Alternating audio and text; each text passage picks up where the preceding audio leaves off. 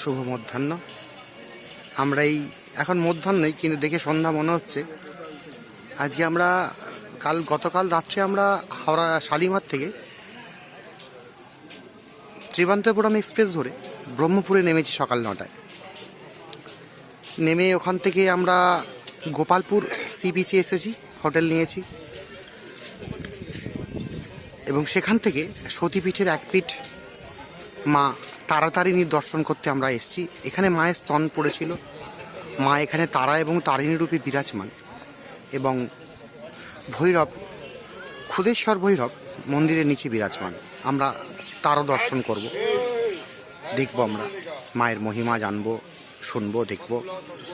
সতীপীঠের এক পীঠ মা তারাতারিণী, উড়িষ্যা, গঞ্জাম ডিস্ট্রিক্ট, ব্রহ্মপুর। জয় মা তারাতারিণী জয়, জয় ক্ষুদেশ্বর ভৈরবের জয়।